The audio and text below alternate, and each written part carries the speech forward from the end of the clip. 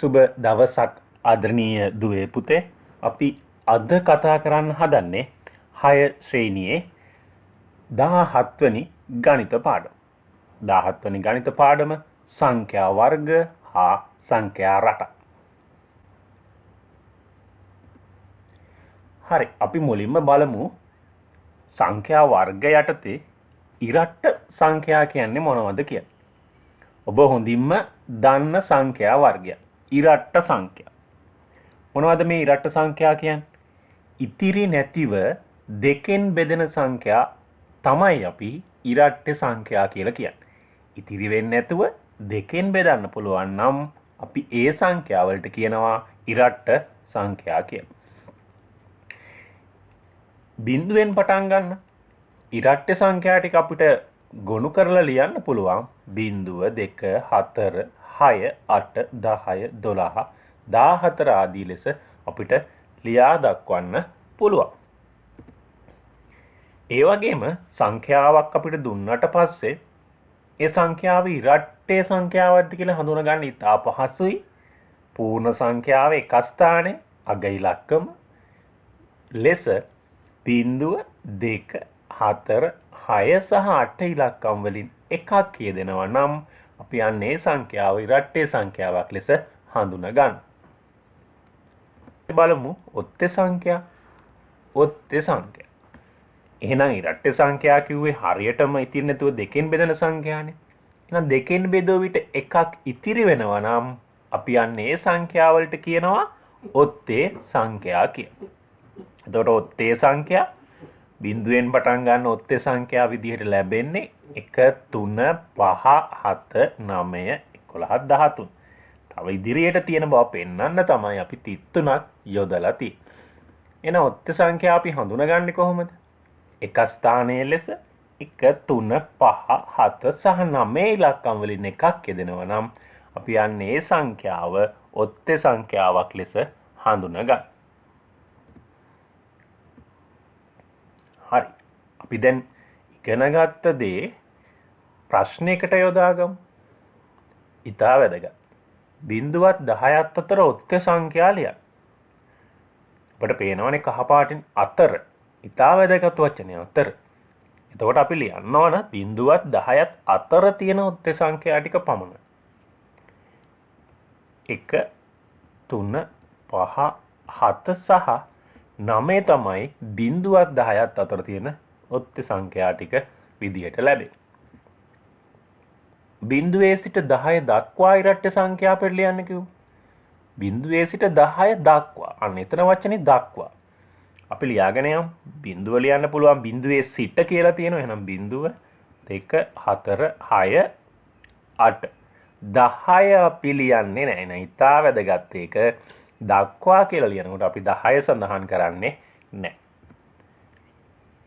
0 සිට 10 තෙක් ඉරට්ට සංඛ්‍යා ලියන්න කිව්වොත් එතන වචනේ තෙක්. 0 සිට එනම් 0යි තී 0ත් එක්කනේ 0 සිට 2 4 6 8 තෙක් කියලා කියනකොට අපි 10ක් සඳහන් කරනවා. අනේ ඊට වැදගත් එක අපි තෙක් කියලා කිව්වොත් 10 ගත්තා. දක්වා කියලා කිව්වොත් ඒ 10 ගත්තේ නැහැ. අතර කිව්වොත් ඒ සංඛ්‍යා දෙක අතර තියෙන ටික පමණයි අපි සඳහන් කරන්නේ. අපි පොඩි අභ්‍යාසයක් විදිහට බලන්න තමන්ට තනියෙන් දැන් මම කියා දුන්න දේ ඇසුරෙන් මේ ප්‍රශ්න වල උත්තරේ ලියා ගන්න පුළුවන්ද කියලා. ලියලා බලමු උත්තරේ හරිද කියලා. 25ත් 35ත් අතර ඔත්තේ සංඛ්‍යා. මොනවද 25ත් 35ත් අතර තියෙන ඔත්තේ සංඛ්‍යා වෙන්නේ? ඒ දෙන්න අතරනේ. එහෙනම් පටන් ගන්න වෙන්නේ 27 29 31 33 තමයි 27ත් 35ත් දෙන්න අතර තියෙන ඔත්තේ සංඛ්‍යා වෙන්නේ. 31 සිට 41 දක්වා ඔත්තේ සංඛ්‍යා. 31 සිටනේ. එහෙනම් 31 33 35 37 39 දක්වා කෙනෙකුට අපි එයා ගන්නෙ නැහැ කිව්වා. එහෙනම් 39 තමයි අපිට ලියන්න පුළුවන් ඉහළම ඔත්තේ සංඛ්‍යාව වෙන්නේ 31යි 41යි අතර තියෙන සංඛ්‍යාව වලින්. 16 සිට 26 තෙක් ඉරට්ට සංඛ්‍යාව. සිට එහෙනම් 16 18 20 22 24 තෙක් නිසා 26ත් අපි ගන්න. ප්‍රථමක සංඛ්‍යා. ඔන්න අලුත් මාතෘකාවක් හොඳින් බලන්න. ප්‍රථමක සංඛ්‍යා. අපි සාධක ගැන මීට පෙර ඉගෙනගෙන තියෙනවා. සංඛ්‍යාවක් ඉතිරි නැතුව බෙදෙන සංඛ්‍යාවක් ඉතිරි නැතුව බෙදෙන පූර්ණ සංඛ්‍යාවට තමයි අපි කියන්නේ එම සංඛ්‍යාවේ සාධකය. අපි සරල උදාහරණයක් ගමු. 12 සාධක විදිහට අපිට ලැබෙන්නේ 12 අපිට ගුණිතයක් විතර ගන්න පුළුවන්. 1 ගුණ කිරීම 12, 2 ගුණ කිරීම 6, 3 ගුණ කිරීම 4. එතකොට 12 සාධක වෙන්නේ 1 ගන්න පුළුවන්. 1ෙන් බෙදනවා 2ෙන් 3ෙන් 4ෙන් 6ෙන් සහ 12ෙන්. අන්න ඒ 12 සාධක ටික තමයි මම කිව්වේ. අපිට බලමු 2 කියන සංඛ්‍යාවේ සාධක 2 බෙදෙන්නේ 1ෙන් බෙදනවා 2ෙන් බෙදනවා. එතකොට 2ට තියෙන සාධක ගණන 2යි. 3 1ෙන් බෙදනවා 3ෙන් බෙදනවා සාධක 2යි. 4 1ෙන් බෙදනවා 2ෙන් බෙදනවා සහ 4ෙන් බෙදනවා සාධක 3ක් තියෙනවා. 5 1ෙන් බෙදනවා සහ 5ෙන් බෙදනවා සාධක 2යි. 6 1ෙන් බෙදනවා 2ෙන් බෙදනවා 3ෙන් බෙදනවා සහ 6ෙන් බෙදනවා සාධක 4ක් තියෙනවා 6ට.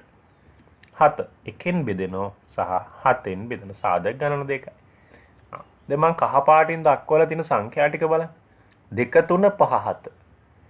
ඒ සංඛ්‍යාවට තියෙන සාධක දෙකක් පමණයි නේද? එකයි එම සංඛ්‍යාවයි. හොඳින් බලන්න. දෙකේ සාධක 1යි 2යි 3යි 1යි 3යි 5යි 1යි 5යි 7යි 1යි 7යි. මෙන්න මේ විදිහට යම් සංඛ්‍යාවකට තියෙන්නේ සාධක දෙකක් පමණක් නම් අපි යන්නේ සංඛ්‍යාවලට කියනවා ප්‍රථමක සංඛ්‍යා කියලා.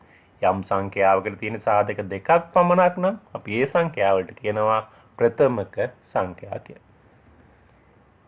එතකොට ඉහත වගුවේ තියෙන සංඛ්‍යාවලින් ප්‍රථමක සංඛ්‍යාව විදිහට අපිට ගන්න පුළුවන් 2 3 5 සහ 7. සංයුත සංඛ්‍යා. සංයුත සංඛ්‍යා.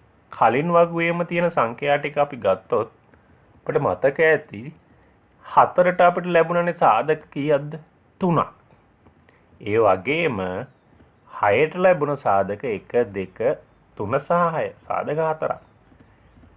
සාධක දෙකට වඩා වැඩියෙන් තියෙන සංඛ්‍යාව 4 සහ 6 මේ වගුවට අදාළ. අනේ සංඛ්‍යාවලට අපි කියනවා සංයුත සංඛ්‍යා කියලා. සාධක දෙකට වඩා වැඩියෙන් තියෙන සංඛ්‍යාවලට අපි කියනවා සංයුත සංඛ්‍යා කියලා. දැන් ඉහත වගුවේ අතරින් 4 සහ 6 සංයුත සංඛ්‍යා වෙනවා. සංඛ්‍යා අතරින් ප්‍රථමක සංඛ්‍යාව වෙන්නේ මොනවද කියලා? සාධක දෙකක් පමණක් තියෙන සංඛ්‍යා. 11ට තියෙන සාධක 2යි 1යි 11යි පමණයි. වගේම 13ට තියෙන සාධක 2යි. එහෙනම් ප්‍රථමක සංඛ්‍යා 2යි 11 සහ 13. ඉහත වගුවේ ඇති සංඛ්‍යා අතරින් සංයුත සංඛ්‍යා ගොඩක් තියෙනවා. අපිට 8 ගන්න පුළුවන් 9 10 12 සහ 14 සාධක දෙකට වඩා වැඩියෙන් තියෙන සංඛ්‍යා ලෙස ගන්න පුළුවන්. ඔන්න අලුත්ම මාතෘකාවක් සමචතුරස්‍ර සංඛ්‍යා. දුවේ පුතේ ඔබ දන්නවා සමචතුරස්‍ර සංඛ්‍යා. සමචතුරස්‍රය හඳුනනවානේ. අන්න සමචතුරස්‍ර රටාවක් ලැබෙන විදිහට 38ක් මගින් නිරූපණය කරන්න පුළුවන් සංඛ්‍යාවලට තමයි අපි කියන්නේ සමචතුරස්‍ර සංඛ්‍යා කියලා. බලමු. 1. ඔන්න සමචතුරස්‍රයක් ලෙස 38කින් නිරූපණය කරලා තියෙනවා. ඊළඟට අපිට ගන්න පුළුවන් බලමු 2 ත්‍රිකෝණාශ්‍ර හැඩයෙන් තියෙනවා. ඔන්න දැන් සමචතුරස්‍ර හැඩයකට ආවා. එහෙනම් 4 34ක් තියෙනවා. වෘත්ත 4ක් තියෙනවා. එහෙනම් 4 කියන්නේ සමචතුරස්‍ර සංඛ්‍යාවක් ලෙස ගන්න පුළුවන්. අපි බලමු ඊළඟ සමචතුරස්‍ර සංඛ්‍යාව කොහොමද 38ක් මගින් නිරූපණය කරන්න කියලා. මම 3 පේලි ගත්තේ. එහෙනම් 3 පේලි 3ක් සකස් කරොත් සමචතුරස්‍ර හැඩයට එනවා. එහෙනම් 9 කියන්නේ සමචතුරස්‍ර සංඛ්‍යාව. අපි බලමු ඊළඟට. එහෙනම් 4 පේලි ගමු. 4 පේලි 4ක් ගත්තොත් ඉන්න අපිට පුළුවන් සමචතුරස්‍ර රටාවක් හදාගන්න. එහෙනම් 16 4ක් 16යි. එහෙනම් ඔබට දැන් පැහැදිලි ඊළඟ සමචතුරස්‍ර සංඛ්‍යාව විදියට එන්නේ 5 පේලි 5. ඒ කියන්නේ 25 තමයි ඊළඟ සමචතුරස්‍ර සංඛ්‍යාව. එහෙනම් මේ තිබ්බ සංඛ්‍යා අතරින් 1 4 9 16 25 සමචතුරස්‍ර සංඛ්‍යා වෙනවා. දැන් ඔබට පැහැදිලි තව ඉදිරියට තියෙනවා කියන්නේ. ඊළඟ සමචතුරස්‍ර සංඛ්‍යා රටාව ලැබෙන්නේ 6 පේලි 6ක්. එතකොට 6 පේලි 6ක් කියන්නේ 6 ගුණ කිරීම 6 36යි. ඊළඟට ලැබෙන්නේ 7 පේලි 7ක්. 7 ගුණ කිරීම 7 49යි. 8 ගුණ කිරීම 8 64යි. 9 ගුණ කිරීම 9 81යි. අපිට අන්නේ ආකාරයට සමචතුරාර්ය සංඛ්‍යා ලබා ගන්න පුළුවන්. ත්‍රිකෝණ සංඛ්‍යා.